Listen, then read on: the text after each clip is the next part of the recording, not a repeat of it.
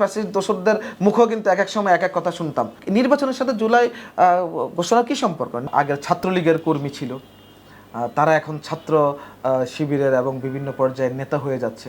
আপনি দেখবেন বিভিন্ন বিশ্ববিদ্যালয় এখন পর্যন্ত অনেক শিক্ষক আছে যারা ফ্যাসিবাদের একনিষ্ঠ দোসর ছিল। পিয়ার পদ্ধতি আনলে অনেকগুলো অসুবিধা দেখা যাবে, যে অসুবিধাগুলো বাংলাদেশের আগামী দিনে লং টার্মের জন্য বাংলাদেশের রাজনীতিতে এবং নেতৃত্বে ক্ষতিকর একটা প্রভাব ফেলবে। এনসিপি তো এখন পর্যন্ত তাদের নির্বাচনী কার্যক্রম পরিচালনা করার যে ম্যাচুরিটি, সেটাই তো এখন অর্জন করেনি।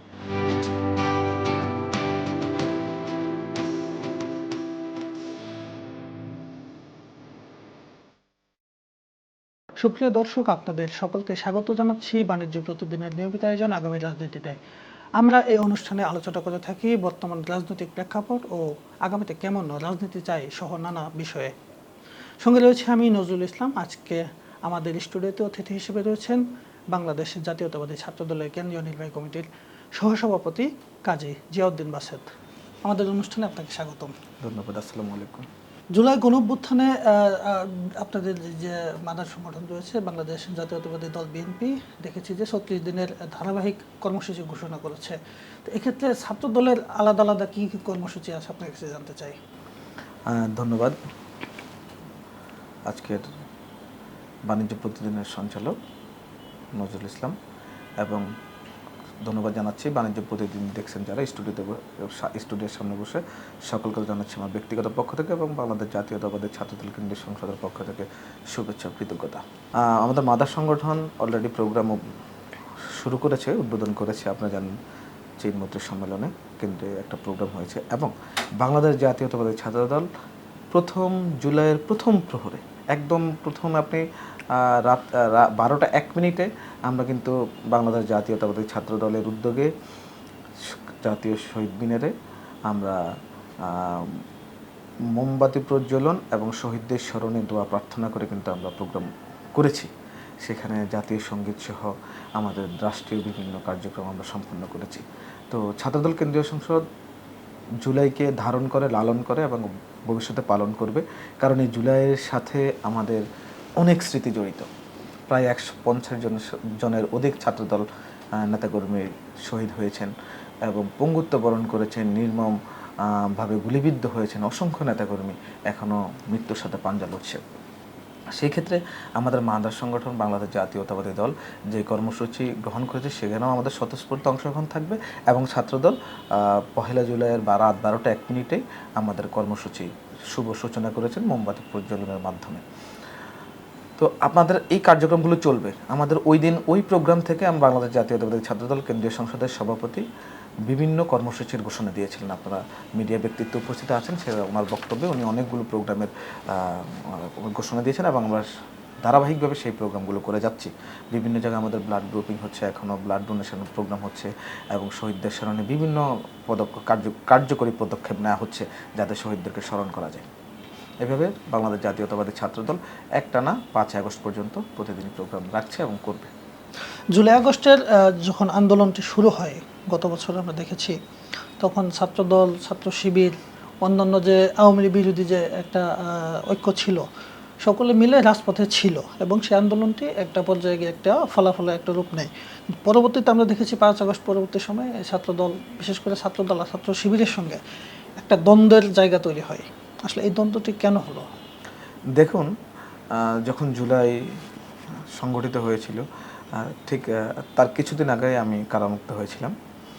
তো পরবর্তী সময়ে আমরা দীর্ঘ সময় আন্দোলন সংগ্রাম করে যাচ্ছি। 17 বছরের ফ্যাসিবাদ বিরোধী, শেখ হাসিনা বিরোধী, স্বৈরাচার বিরোধী আন্দোলনে আমরা কিন্তু সংগ্রাম চালিয়ে যাচ্ছিলাম। কোনোভাবে আমরা অন্য কোনো কৌশল গ্রহণ করিনি। রাজপথে স্লোগান দিয়েই, রাজপথ উত্তপ্ত করেই কিন্তু আমরা সরকার বিরোধী আন্দোলন চালিয়েছিলাম। তো জুলাই আগস্টের আন্দোলন ছিল এটার একটা ধারাবাহিক আন্দোলন, একটা রিফ্লেকশন এবং জনমত সৃষ্টির যেই সুযোগ ছিল সেই সুযোগগুলো কিন্তু ক্রমান্বয়ে বাংলাদেশ জাতীয়তাবাদী দল এবং ভিন্ন মতাবলম্বী যত দল আছে সরকার বিরোধী, তারাই আমাদের সাথে বিভিন্ন সময়ে বিভিন্নভাবে অংশগ্রহণ করেছে। তো 5 আগস্টের পরবর্তী সময়ে আমরা যখন দেখছি যে নির্দিষ্ট কয়েকটা দল বিভিন্ন, আমি যদি প্রথমে কয়েকটা লোকের কথা বলি, ব্যক্তি বিশেষ কি করছে, জুলাই আগস্টের এই গণ অভ্যুত্থানের ক্রেডিট নিজেদের গায়ে নিয়ে যাচ্ছে। আবার কিছু দল করছে আগের ছাত্রলীগের কর্মী ছিল, তারা এখন ছাত্র শিবিরের এবং বিভিন্ন পর্যায়ের নেতা হয়ে যাচ্ছে। এই যে বিভিন্ন ইস্যুতে ছাত্রলীগের হেলমেট বাহিনী ওয়ান্স পদে ছিল, এখন আবার গুরুত্বপূর্ণ পদ পাচ্ছে, এইসব বিষয়ে যখন আমরা দেখতে পাচ্ছি তখন তো আমাদের বলার কিছু থাকে। এবং আপনি লক্ষ্য করবেন বিভিন্ন ক্যাম্পাসে কিন্তু বাংলাদেশ জাতীয়তাবাদী ছাত্রদল যে সুশৃঙ্খলভাবে মুক্ত গণতান্ত্রিক চর্চার যে সুযোগ সৃষ্টি করেছে সকল দলকে নিয়ে, সেই জায়গাটাতে প্রতি সময় কিন্তু বিভিন্নভাবে বিভিন্ন সংগঠন যারা একটা সময় নিজেদের বিভিন্ন উপায়ে নিজেদেরকে পরিচয় লুকিয়ে বা বিভিন্ন আশ্রয় গ্রহণ করে রাজনীতি পরিচালনা করেছিল, তারা যখন আমাদেরকে বিভিন্ন ইস্যুতে মিথ্যা প্রোপাগান্ডা ছড়ায় তখন তো আমাদের সেই ব্যাপারে কথা বলতেই হয়। এই কারণে সম্পর্ক আপ ডাউন হবেই একটা গণতান্ত্রিক রাষ্ট্রে। প্রতিযোগিতা থাকবে, শিক্ষার্থীদের ছাত্রছাত্রীদের মন জয় করার জন্য ছাত্র রাজনীতিতে অনেকগুলো কৌশল থাকবে, অনেকগুলো কার্যক্রম থাকবে। এভাবে আমাদের মাঝে তাদের সাথে একটা সম্পর্ক, আপনি যেটা বলেছেন যে ফ্যাসিবাদ বিরোধী আন্দোলনে আমরা এক এবং ঐক্যবদ্ধ ছিলাম। পরবর্তী আপনি জানেন 12 অক্টোবর 2023 সালে কিন্তু ফ্যাসিবাদ বিরোধী একটা ছাত্র কনভেনশন হয়েছিল বাংলাদেশ জাতীয়তাবাদী ছাত্র দলের উদ্যোগে ইঞ্জিনিয়ারিং ইনস্টিটিউটে। সেখানে আপনি যে সংগঠনের কথা বলেছেন ছাত্র শিবির ছাড়া সকল ফ্যাসিবাদ বিরোধী ছাত্র সংগঠন উপস্থিত ছিল। এবং 5 আগস্টেও ছাত্রদল দেখেছে ছাত্র শিবিরের অনেক যারা ফোকাসে ছিল বা পরবর্তীতে এসে ছাত্রদল শিবির পরিচয় দিয়েছে, তারাও কিন্তু ফ্যাসিবাদ বিরোধী আন্দোলনে ছিল। সবসময় আমরা লড়াই সংগ্রাম মধ্যেই ছিল, সবাই আমরা লড়াই সংগ্রামের মধ্যে ছিলাম। কিন্তু আমাদের যেই জায়গাটা প্রত্যক্ষ রাজনৈতিক যেই ব্যাপার, এই ব্যাপারটা তো অন্যান্য ছাত্র সংগঠনের মাঝে ছিল না। বিদায় দেখা যাচ্ছে যে প্রতিযোগিতার রাজনীতিতে ক্যাম্পাসে নিজেদেরকে খুব বেশি হাইলাইট করার জন্য বিভিন্ন প্রোপাগান্ডা কিন্তু ছাত্রদলের বিরুদ্ধে ছড়াচ্ছে। এইটাকে জবাব দেওয়ার জন্যই কিন্তু আমরা তাদেরকে আমরা দেখি যে বিভিন্ন সময়ে তারা এমন কথা বলে যেগুলোর সাথে কোনো সংশ্লিষ্টতাই নাই। এই কারণে সম্পর্কের খারাপ এবং ভালো এটা অবশ্যই আপ ডাউন করবেই, থাকতেই থাকবে। কিন্তু একটা গণতান্ত্রিক দেশে সকলের সমান অধিকার আছে রাজনীতি করার এবং রাজনৈতিক চর্চা করার। আমরা দেখেছি যে জগন্নাথ বিশ্ববিদ্যালয়ের ছাত্রদলের একটা অনুষ্ঠানে গিয়ে ছাত্রদল কেন্দ্রীয় নির্বাহী কমিটির সভাপতি গিয়ে হচ্ছে ছাত্র শিবিরের যিনি সভাপতি রয়েছেন তার বয়স নিয়ে একটি মন্তব্য করেছেন। তো আমার জানার একটি আগ্রহের বিষয় হচ্ছে ছাত্রদলের যিনি সভাপতি রয়েছেন তার বয়স কত? আপনারা ইতিমধ্যে ফেসবুক এবং সব কিছুতে দেখেছেন যে আমাদের ছাত্র দলের বর্তমান যিনি সভাপতি আছেন রাকিবুল ইসলাম রাকিব ভাই, ওনার সেশন হচ্ছে 27 সেশন। আর বর্তমান ছাত্র শিবিরের যে সভাপতি ওনার সেশন হচ্ছে 9-10 সেশন। আমরা বয়স নিয়ে মানে কোনোভাবে আমরা ভাবছি না, কারণ এই ফ্যাসিবাদ বিরোধী আন্দোলনে যে 15-16 বছর 17 বছর আমরা যে রাজনীতি করেছি, আমাদের বয়স কীভাবে চলে গেছে আমরা ভাবতেই পারছি না। আমরা তো পদবি বা কমিটিতে আসবে এরকম চিন্তা না করে আমরা সবসময় স্বৈরতান্ত্রিক প্রক্রিয়াতে রাষ্ট্র পরিচালিত হচ্ছে তার বিরুদ্ধে সোচ্চার ছিলাম। তো বয়স চলে গেছে, আমরা কিন্তু কখনো কারো বয়স নিয়ে মাথা ঘামাই না। এই ছাত্র শিবিরের এই সংগঠনের কিছু লোকজন তারা মানে বিভিন্ন উপায়ে আমাদের ছাত্র দলের বয়স নিয়ে আলোচনা সমালোচনা করে। এর পরবর্তী সময়ে আমরা এই বর্তমান যে ছাত্র শিবিরের সভাপতি তার মনে হয় 9-10 সালে সেশন। তো সেক্ষেত্রে অত বেশি কি গ্যাপ আছে? কিন্তু আমরা বিভিন্ন সময় দেখি আমাদের ছাত্র দলের বয়স নিয়ে অনেকে কানাঘুষা করে, অনেকে আলোচনা করে। কিন্তু একটা ফ্যাসিবাদ বিরোধী আন্দোলনের একটা ভয়ঙ্কর একটা আন্দোলনের মুখোমুখি হয়ে আমরা রাজপথে ছিলাম।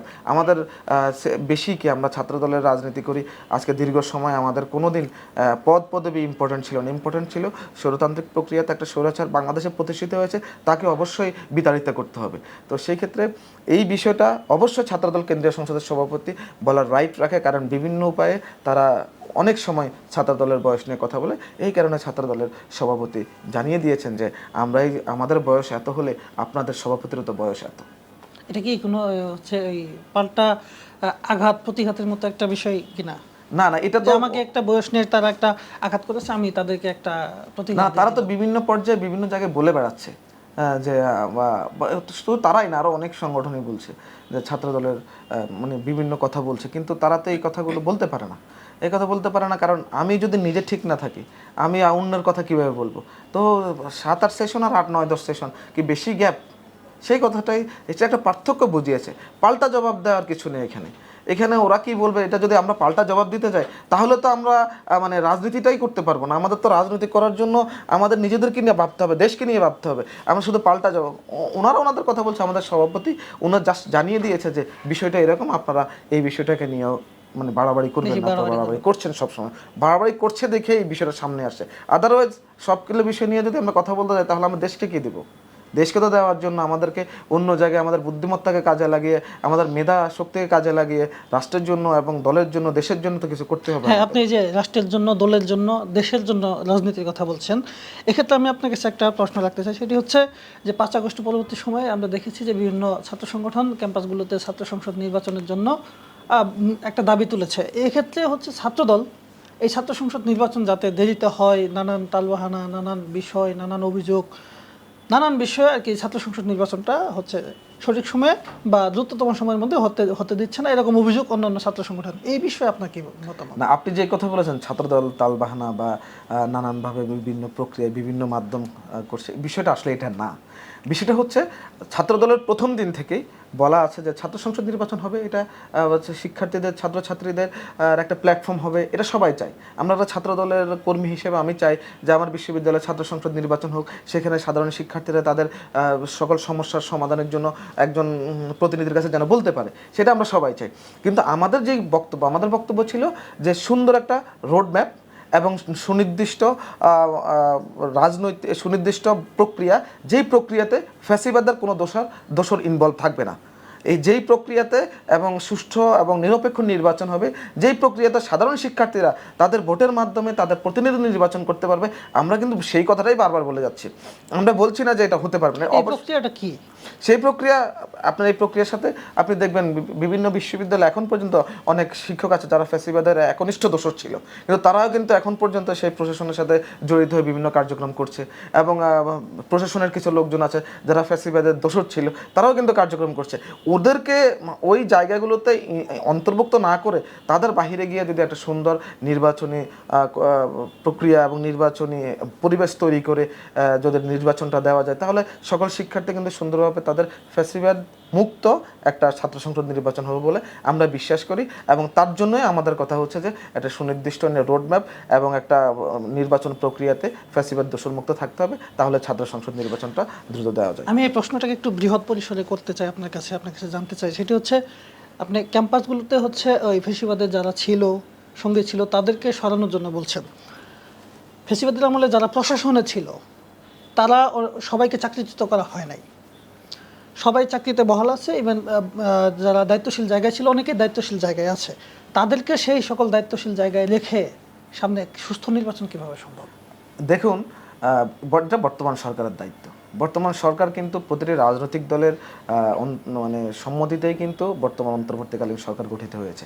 কিন্তু এটা খুবই অত্যন্ত দুঃখের বিষয় যে আমরা এখন পর্যন্ত দেখছি বিভিন্ন জায়গায় ফ্যাসিবাদের দোসররা এখন পর্যন্ত পদোন্নতি পাচ্ছে, এখনও তাদের পদ বহাল আছে, এখনও তারা বিভিন্ন গুরুত্বপূর্ণ জায়গায় অবস্থান করছে এবং বিভিন্ন মানে বর্তমান উপদেষ্টা মণ্ডলীর অনেক লোকের খুব প্রভাবে কিন্তু অনেক আওয়ামী লীগের বা ফ্যাসিবাদের দোষরা কিন্তু পুনর্বাসিত হচ্ছে। আপনি যে কথাটা টেনে এনেছেন, এই জায়গায় সুষ্ঠু নির্বাচন কিভাবে হবে সেটা তো একান্ত সরকারের ব্যাপার।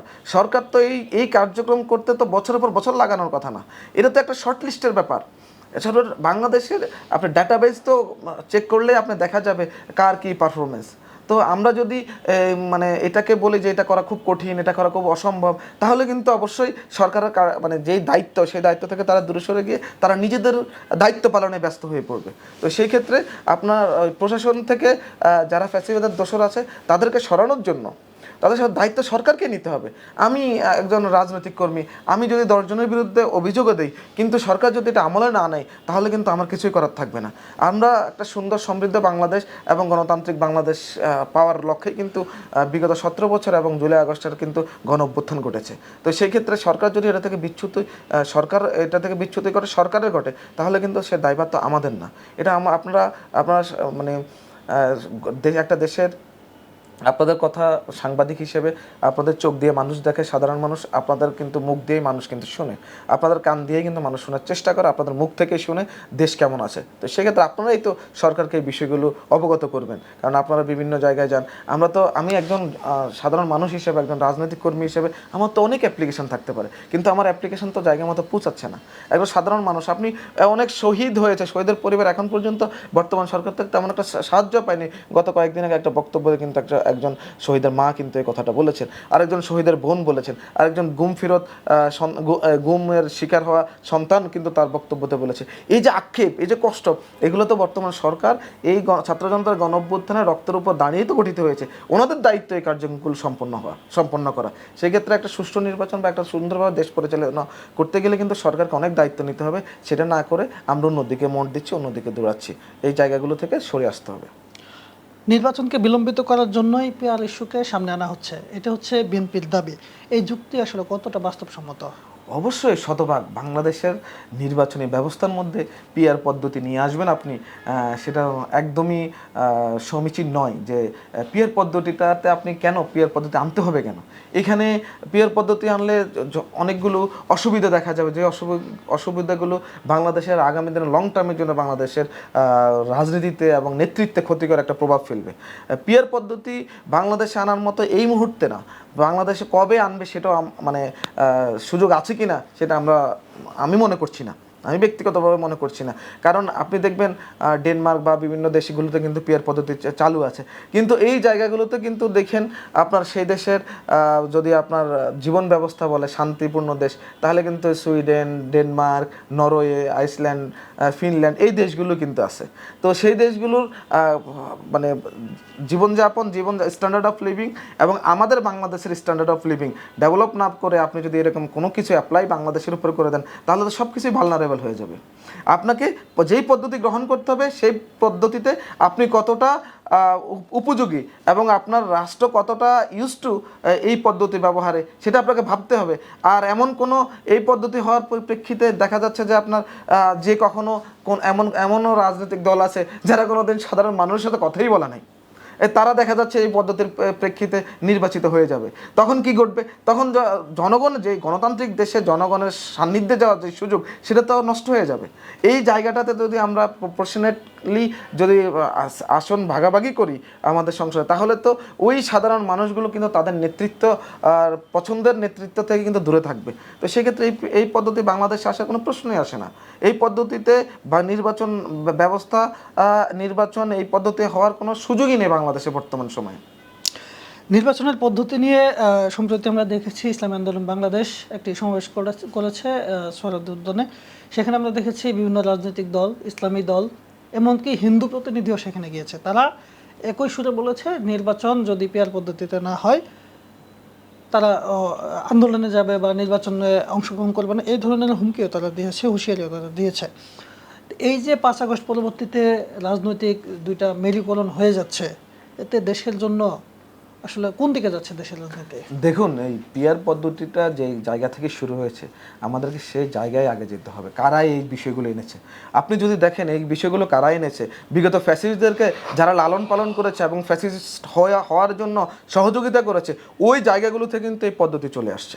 তাহলে আমাদের রাষ্ট্রকে এখনও ওই ধরনের সংস্থা এবং ওই ধরনের লোকজন দ্বারা কি আমাদের রাষ্ট্র পলিসি এখনও গঠিত হবে? সেই জায়গাটার আপনি যে কথাটা বলেছেন সম্মেলনের মাধ্যমে সোহরাওয়ার্দী উদ্যানে, তারা সবার সকল দাবি থাকতেই পারে। একটা গণতান্ত্রিক দেশে অনেকের দাবি থাকবে। আপনি একজনের যে দাবি থাকবে 100 জনের আলাদা দাবি থাকতে পারে, তাই বলে আপনার সেই দাবিকে গ্রহণ করা হবে না, এরকম তো না। সবাই সকল দাবি থাকবে, সবাই সকল দাবি নিয়ে কাজ করব। একটা সরকার তার পলিসি নির্ধারণ করবে, সেখানে নীতি নির্ধারণী রাজনৈতিক দলের নেতৃবৃন্দকে নিয়ে বসবে এবং বসে কথা বলেই পলিসি নির্ধারণ করবে। যেটা পিআর পদ্ধতি নিয়ে আসছে, এইটা না হলে হবে না। এটা তো অবশ্যই কিছু দল আছে যারা সংসদে আসন গ্রহণ করার জন্য এই কাজটা তো তারা দাবি জানাবেই। তার কারণ জনগণের কাছে না গিয়ে তারা, আপনারা যদি বসে বসে মানে বসে বসে বক্তব্য প্রদান করেন, সে আমি একজন রাজনৈতিক কর্মী, আমি যদি জনগণের ভাষা না বুঝি, একটা রিক্সাওয়ালার সাথে উঠে যদি গল্প না করি, ওই রিক্সাওয়ালা কী জানতে চায়, আমি যদি একটা চায়ের দোকানে গিয়ে ওই চায়ের দোকানদার কী জানতে চায়, আমি তাদের সাথে না মিশি, একটা কৃষকের সাথে না মিশি, একটা শ্রমিকের সাথে আমি না মিশি, তাহলে আমি কীভাবে রাজনীতি করব? তো এই কাজগুলো যারা করছে না, তারা এই পিয়ার পদ্ধতি নিয়ে বেশি বাড়াবাড়ি করছে। নতুন সংবিধান ছাড়া নির্বাচনে অংশগ্রহণ করবে না বলে হুঁশিয়ারি দিয়েছে এনসিপির আহ্বায়ক নাহিদ ইসলাম। আজকে তিনি আরেকটা ঘোষণা দিয়েছেন যে যদি জুলাই ঘোষণাপত্র না আসে তাহলে এই জন্য তারা নির্বাচনে অংশগ্রহণ করবে না। এছাড়া ইসলামী আন্দোলন বা অন্যান্য যে রাজনৈতিক দল আছে তারাও হচ্ছে বিভিন্ন ধরনের দাবি দাওয়া নিয়ে সরকারের সঙ্গে আলাপ আলোচনা করছে এবং নির্বাচনের যাবে কি যাবে না এই ধরনের কথা তারা বলছে। তাহলে কিভাবে অংশগ্রহণমূলক নির্বাচন সম্ভব? দেখুন, আপনি যে প্রথমে যে কোশ্চেনটা করেছেন এনসিপির বিষয়টা, এনসিপি তো এখন পর্যন্ত তাদের নির্বাচনী কার্যক্রম পরিচালনা করার যে ম্যাচুরিটি, সেটাই তো এখন অর্জন করেনি। তো সেই ক্ষেত্রে এটা অর্জন না করে তারা কি হুমকি দিচ্ছে না দিচ্ছে সেটা নিয়ে আমরা ভাবছি না। আমরা ভাবছি একটা গণতান্ত্রিক রাষ্ট্রে কেউ কিছু বললে সেটা আমরা আমলে নিয়ে আলোচনা সাপেক্ষে আলোচনা করি। তো উনি যে কথাটা বলেছে, ওই দিন একটা কথা বলে, আজকে একটা বলে, কালকে একটা কথা হলো, দুদিন দেখলাম যে শহীদের দল বানিয়ে ফেলেছে, স্লোগানে আসতেছে শহীদ আবু সাইদের কোনো দল আছে। আপনার তো সাংবাদিক, শহীদ আবু সাইদ তো কোনো দলের জন্য জীবন দেননি। উনি তো এই সুন্দর সমৃদ্ধ এবং ফ্যাসিস্ট মুক্ত বাংলাদেশ গঠিত হোক এবং স্বৈরতান্ত্রিক প্রক্রিয়া যে রাষ্ট্র পরিচালিত হয়েছিল সেই স্বৈরাচার মুক্ত বাংলাদেশ, তার জন্য জীবন দিয়েছে। এরকম এক এক সময় এক এক কথা বলা, তো আমরা ওই বিগত সময়ে ফ্যাসিস্ট দোসরদের মুখও কিন্তু এক এক সময় এক এক কথা শুনতাম। তো আমরা চাচ্ছি না যে এই দিকে যাইতে। আমরা একটা দেশে, একটা বাংলাদেশে, একটা গণতান্ত্রিক দেশ, এদেশের সকলের ভোটাধিকার প্রয়োগের মাধ্যমে এবং সকলের সুষ্ঠু অংশগ্রহণের মাধ্যমে কিন্তু একটা জাতীয় নির্বাচন হবে বলে আমরা এখনও আশাবাদী।